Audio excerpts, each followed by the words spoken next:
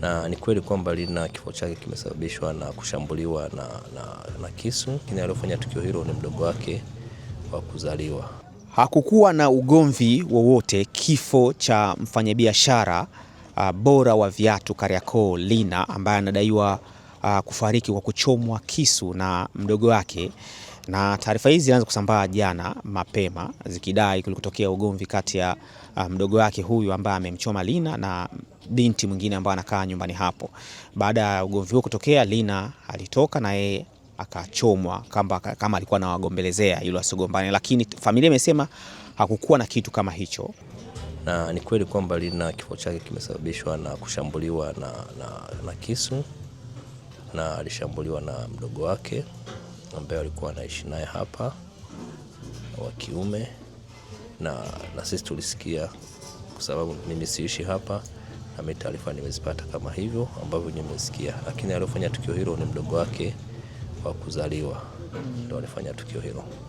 Okay.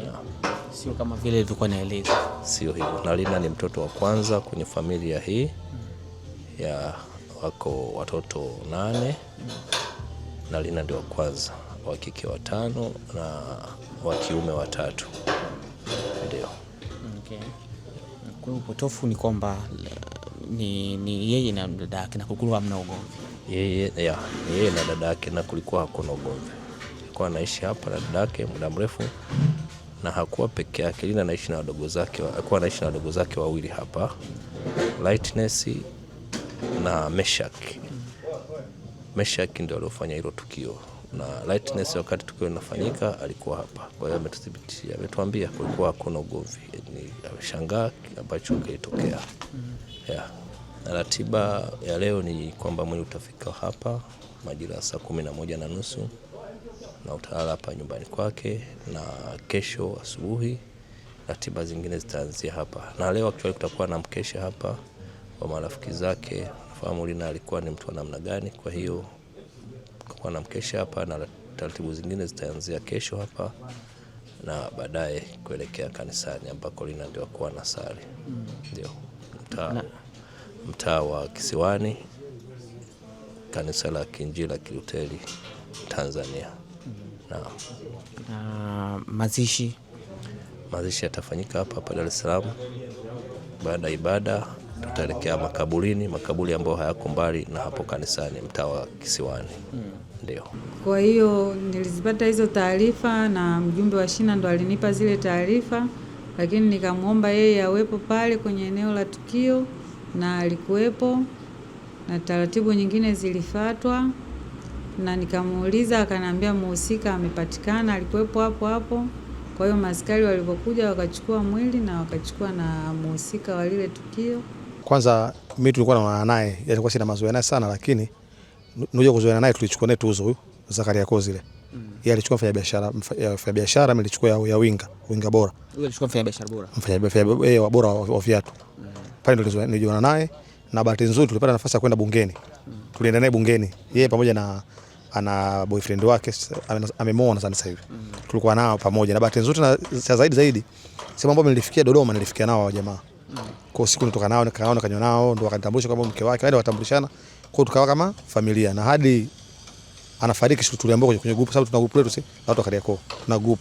Yeye yupo, bwana yake yupo na watu wengine. Nijisikia vibaya sana. Dada mmoja mpole, mcheshi. Hana shida na mtu. Kwa hiyo nilishangaa sana niliposikia hicho kifo. Nilishtuka yani. Pole sana. Asante sana. Kwanza poleni sana kwa msiba wa dada Lina ambao umetokea. Sisi wengine tumejionea tu mtandaoni, lakini pia tumeona pia taarifa ya baadhi ya waandishi wakithibitisha kwa jeshi la polisi tukio hilo kutokea na upelelezi ukiendelea. Na tunajua kuna ratiba mpaka sasa hivi ambazo zipo. Labda kwa ufupi tu ratiba zikoje baada ya msiba? Kwanza tunashukuru kwa pole hizo. Ratiba ya msiba sofa mpaka sasa hivi Jumanne. Unaitwa nani kwanza? Mimi jina langu naitwa Herman Elinewinga, na ni baba mdogo wa marehemu Lina na ndio msemaji wa familia.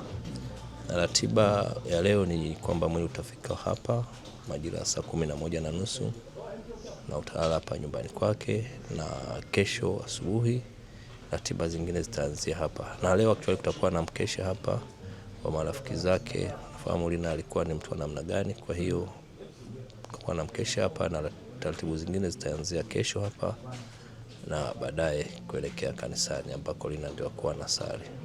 Ndio mtaa wa Kisiwani, kanisa la Kiinjili la Kilutheri Tanzania. Mazishi yatafanyika hapa Dar es Salaam. Baada ya ibada tutaelekea makaburi ambayo hayako mbali na hapo kanisani mtaa wa Kisiwani. Ndio.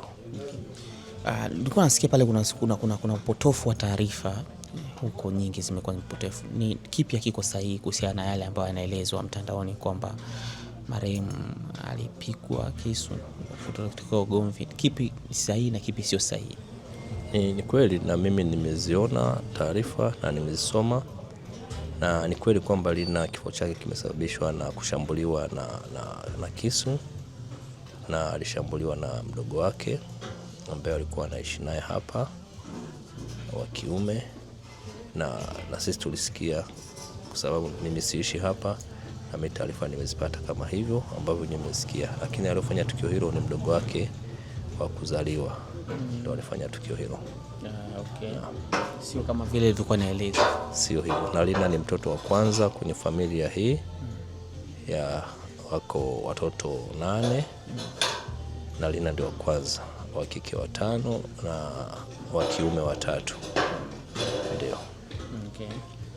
Kwa upotofu ni kwamba ni yeye na dada yake na kulikuwa hamna ugomvi. Yeye na dada yake, na kulikuwa hakuna ugomvi. Alikuwa anaishi hapa na dada yake muda mrefu, na hakuwa peke yake. Lina anaishi na wadogo zake, alikuwa anaishi na wadogo zake wawili hapa, Lightness na Meshak ndio aliofanya hilo tukio, na Lightness wakati tukio linafanyika alikuwa hapa. Kwa hiyo ametudhibitishia, ametuambia kulikuwa hakuna ugomvi. Ameshangaa ambacho kilitokea. Poleni sana. Asante sana. Mimi naitwa Tatu Kondo wa Dololo, ndiye mwenyekiti wa serikali za mitaa mtaa wa Mkwajuni, kata ya Vijibweni, wilaya yetu ya Kigamboni. Taarifa za tukio nilizipata lakini sikuwepo. Mimi nilikuwa nje ya mji. Kwa hiyo nilizipata hizo taarifa na mjumbe wa shina ndo alinipa zile taarifa, lakini nikamuomba yeye awepo pale kwenye eneo la tukio na alikuwepo, na taratibu nyingine zilifuatwa, na nikamuuliza akaniambia mhusika amepatikana, alikuwepo hapo. Kwa hiyo maaskari walipokuja wakachukua mwili na wakachukua na mhusika wa lile tukio. Basi taratibu nyingine zinafuatwa. Ilikuwa ni saa ngapi ulipokea taarifa kwa mara ya kwanza? Uliambiwa nini? Taarifa kwa mara ya kwanza nimepokea mida ya saa 10 jioni, na niliambiwa kwamba aliponipigia simu ule mjumbe aliniambia kuna watu wamegombana, lakini kuna mmoja ameuawa. Amechomwa kwa kisu. Kwa maelezo niliyopata, si mke, ni dada, si ndio alivyoniambia? Ni dada katika ile familia. Walipishana Kiswahili na ndugu yake, kwa hiyo ndo hatimaye katika porokushani zile wakachomana kisu. Poleni sana. Asante. Tayari.